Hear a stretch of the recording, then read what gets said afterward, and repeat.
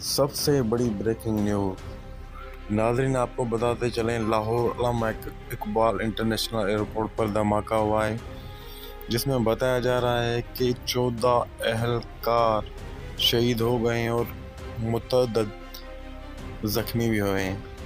یہ کے بعد طیاروں میں آگ لگ گئی۔ علامہ اقبال انٹرنیشنل ایئرپورٹ لاہور آج شدید دھماکوں کی آواز سے لرز اٹھا۔ دھماکے کے بعد آگ لگ گئی۔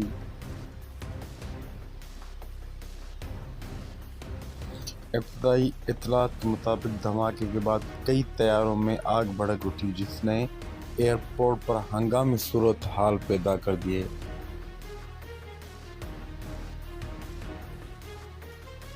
ریسکیو ٹیمیں فوری طور پر جائے وقوع پر پہنچ گئی ہیں اور زخمیوں کو اسپتال منتقل کرنے کا عمل جاری ہے۔ ایئرپورٹ پر فلائٹ آپریشن معطل کر دیا گیا۔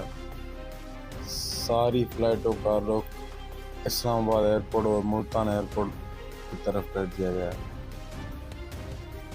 سیکیورٹی فورسز نے علاقے کو گھیرے میں لے کر سرچ آپریشن شروع کر دی۔